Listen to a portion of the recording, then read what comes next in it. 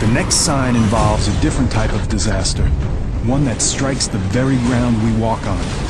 A massive global earthquake, unlike anything seen in human history.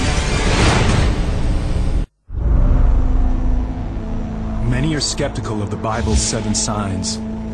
They simply cannot believe a loving God unleashing such a holocaust on humanity. But as the investigation of the 7 signs prophecy continues, a pattern begins to emerge. It's a dark place on the fringes of human knowledge, a place where the differences between modern science and ancient prophecy begin to blur. The next sign brings that dark place into sharper focus, revealing a new level of horror and destruction. Within the last decade alone, the world has been struck by a series of catastrophic earthquakes. The 2004 Sumatra earthquake, the tsunami from that event killed at least 270,000 people. We just had an earthquake in China, but the estimates are 80,000 people killed. In 2005, there was an earthquake in Pakistan, again probably killed 80,000 people. Hundreds of thousands of victims suffer.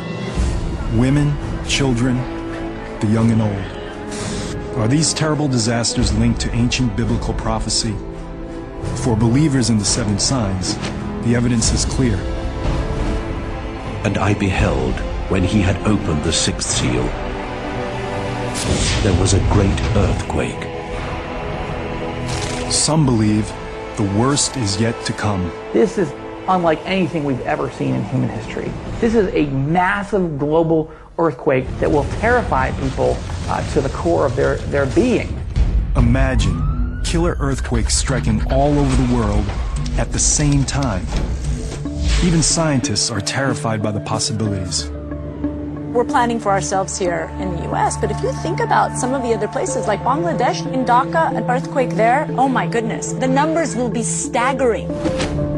For many devout Christians, it's a glimpse into the destruction foretold by the 7 signs. One more evidence that God is trying to literally shake the human race awake to their need for Him. Earthquakes play a central role in the prophecy, one that goes beyond breaking the 6th seal.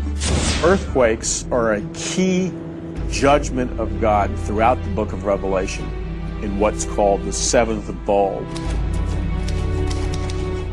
It talks about an earthquake occurring that is so great that the world has never seen it before.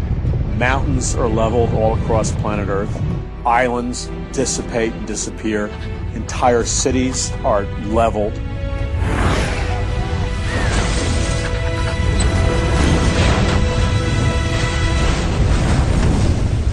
For believers, a quake this gigantic and destructive would have to be an act of God.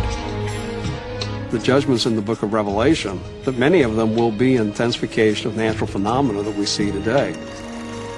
I'm not sure you can take a look at the natural world today and say, well, that's what it is and that's what it's going to be. It is literally a supernatural event. Earthquakes have a long history that predates the Bible. One of the leading scientists on the subject is Thomas Jordan, director of the Southern California Earthquake Center. Earthquakes are among the largest killers of human beings in terms of natural disasters.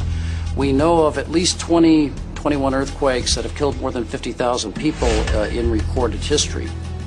Earthquakes strike along fault lines, places where the gigantic plates that make up the Earth's crust collide. With each plate weighing trillions of tons, the amount of energy unleashed by a major quake is enormous.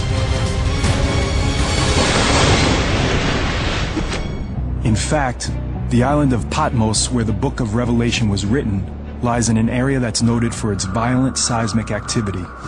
It's even probable that John of Patmos himself experienced the terror of earthquakes firsthand. The same is true for his earliest readers, the Christians living in the eastern part of the Roman Empire. To them, the symbolism of earthquakes was clear. They were the judgment of a wrathful God. We know when you get to the very end of the bowl judgments with the great earthquake, that there's great fear and an understanding that they're facing the wrath of God. God is unhappy. Today, experts are trying to gain a more scientific insight into these calamities. In California, geologists drilled deep to place sensitive instruments directly into one of the world's most dangerous earthquake faults, the San Andreas. At this point, the earthquake science community is faced with a situation in which we don't really have the ability to predict earthquakes. This is the first time anyone has drilled into an active plate fault. By setting up a monitoring station directly in the fault zone, seismologists hope to learn whether or not earthquake prediction is possible. Yet to scientists, one thing is very clear. We know those events are going to happen. It's just a matter of when. True believers in the seven signs see a far more powerful force being unleashed. I'm not sure if those scientific explanations are necessary. If God just decides to cause an earthquake, he can just make that happen. We now know what causes earthquakes, and we know that they will continue to occur. What would have to happen today for an earthquake to be seen as a sign from God? To fulfill that prophecy, it would have to be a massive series of global quakes, striking cities along every fault line. San Francisco, Tokyo, Shanghai, Athens, Istanbul. The list would include cities in the U.S., especially those near the San Andreas Fault. It runs from the southern end of the state all the way through the urbanized regions of Los Angeles and up through San Francisco into Northern California. Alina Dorian has spent much of her career planning for that dark day. The worst time for an earthquake to hit would be when you have the most population out in places where it's the highest risk, which means in high-rise buildings, roadways, having the kids in school so they're all separated from their families.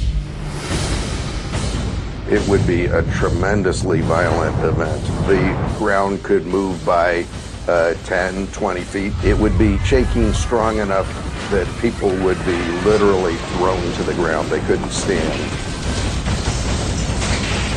And if you were next to tall buildings, windows falling out of tall buildings would be a tremendous hazard. Anything that falls from a significant height is basically just like a stray bullet.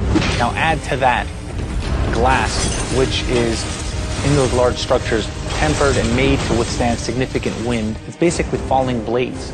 So the amount of trauma that those things would cause would be enormous. Many of the older brick buildings would collapse. The older concrete frame buildings would collapse outright. You'd see some floor slabs that were just pancakes with people stuck in between them. You're going to get amputations, pneumothorax, which are collapsed lungs, crushed hearts. If you're bleeding out and you can't get to the hospital, you will die. Even people in LA's modern steel frame skyscrapers, the kind that are designed to withstand large quakes, aren't totally safe. At the very least, the building would begin to sway. For such a large earthquake, we'd anticipate that we'd see collapses of some of those buildings as well. In a few minutes, the shaking will be over. But for those who survive the initial blow, the horror is just beginning. Fires caused by broken gas lines and fallen high voltage wires will spread throughout the city. If you start enough fires simultaneously, you'll overwhelm the resources to put it out, and instead of slowly putting the fire out, the fire will start to grow. And of course, if fires get large enough and they just keep growing, that's what we call a conflagration. With water mains and roadways severed, a post-quake firestorm in LA could last for days, even weeks. Thousands of people trapped in collapsed buildings or too badly injured to move will be incinerated. Eventually, even a fire this size will burn itself out, but the community will continue to suffer. It's not just the deaths. Deaths are huge. But then you have 6 months, a year, 2 years of recovery time for everyone else. And not just people that are sick, but people that are displaced, people that don't have homes, they don't have jobs anymore, they don't have possessions, they don't, their families have been ripped apart. Imagine afterwards trying to get your life back together again as an individual, as a system, as a business. I mean, it has huge ramifications. And this is just one city. in one country in the entire world.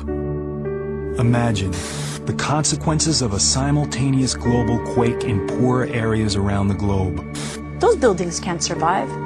Those people have nowhere to go, and they are packed.